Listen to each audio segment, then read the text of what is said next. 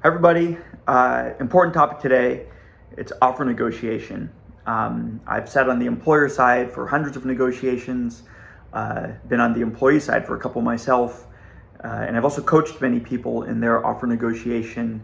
I've seen some done very well, most of them done not very well.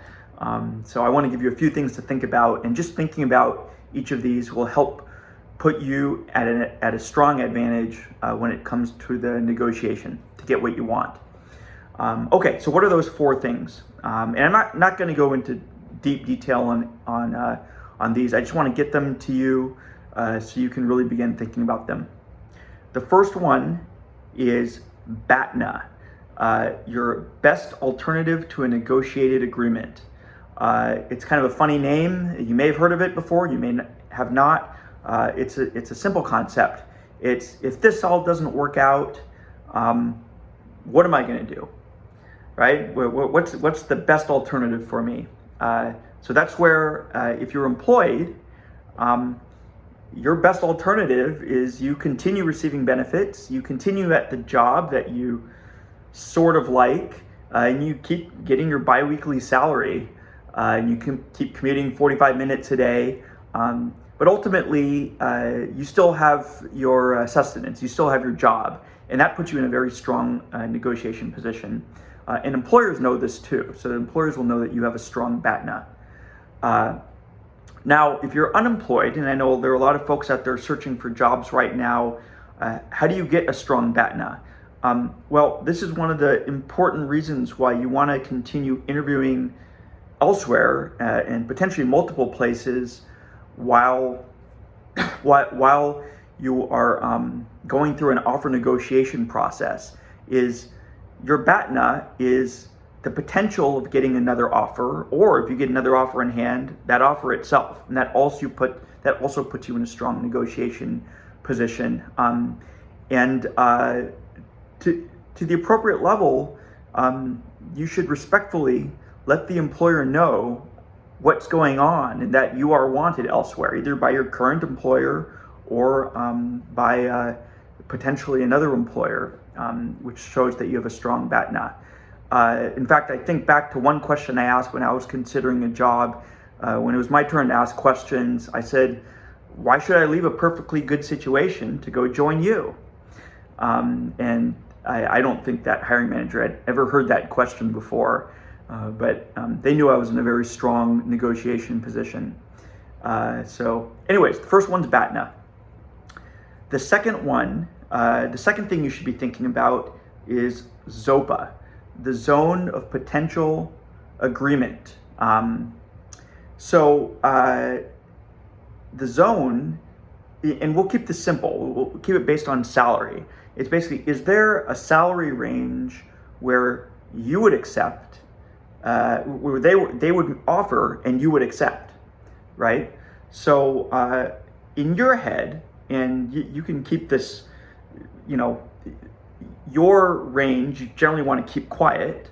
Okay, I can go into this in a later video, but let's give an example. Let's say that you would accept at $100,000 or higher, right? And you wouldn't accept any lower. And of course, there's no cap on the amount you'd accept on it. You'd accept $1 million too.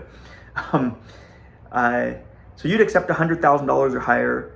The employer, they'd pay you $0 if they could, but they'll go as high as, let's say, $110,000.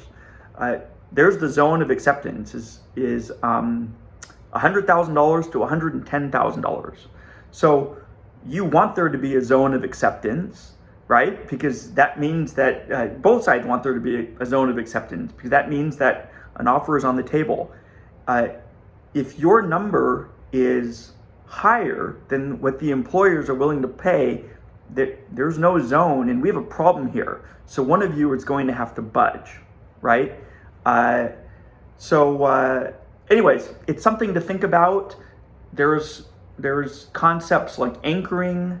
I'm not going to get into it here, but you can look up anchoring, and I'll talk about that in a separate video too. And also employers in certain states like California, New York, they need to post their range. So oftentimes their range is it's visible. Now, whether they actually post the correct range or not, that's something you need to assess. Legally, they should, but obviously not all companies do. But you want to think of what's the potential zone of agreement, the ZOPA, zone of potential agreement. Okay, so that's the second thing. The third is related to the first two. It's when am I willing to walk away? And that's going to be different for every person. But really think through that, right? Like, am I truly willing to walk away? Did I talk to my loved ones or partner or whoever is relying on you? Maybe it's just yourself or your dog. Have you thought through the salary, the commute? When is it just that's not for me? I'd rather do something else with my time, or I'd rather stay at my current employer. But what will really make you feel just fine walking away, and know that, right? And that you can reassess. In life, things change, right? Life throws things at you, and that salary number or that commute or whatever, it may be different from 1 year to the next or 1 week to the next. But think, when would I walk away, right? And I suggest you write all of these things down. The fourth one and final one is, and this is important, is what am I going to do if they say no to me, right? I have a quick story, and really several stories. I've been the one who relayed the message of no to several candidates at various stages, including at the offer stage, including during negotiations. And I've had the wide range of emotions, from anger to crying. I empathize with the candidates. And I wonder, did they not think about this beforehand, that they may not get what they want? And maybe that's the first time they've ever gotten a no in their life. So that's possible too. But think through, what are you going to do if they say no? Are you, first, think about how you're going to react emotionally, right? I think we're all big kids now if we're going through into offer stages, and about to go into the workplace. So try to act professionally if you get a no.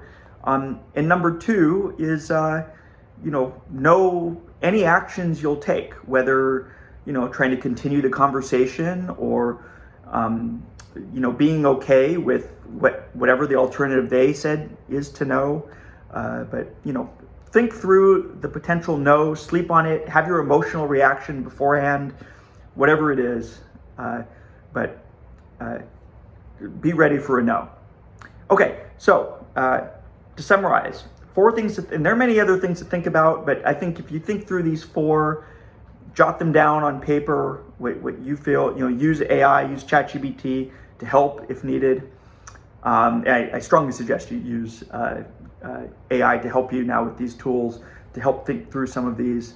But think through your BATNA, think through the ZOPA, think through when am I walking away, and think through what am I going to do if they say no. All right, comment down below. I'd love to hear your thoughts, or do you want me to expand on any of these or go into detail on any of these 4 or any aspects within them. And also like and subscribe. This is a brand new channel. I'm excited to start this channel and help all of you, since I know applying and going through interview processes and going through offer stages, it's always tricky, and especially this job market's tricky too. So all right, like and subscribe, and have a super day.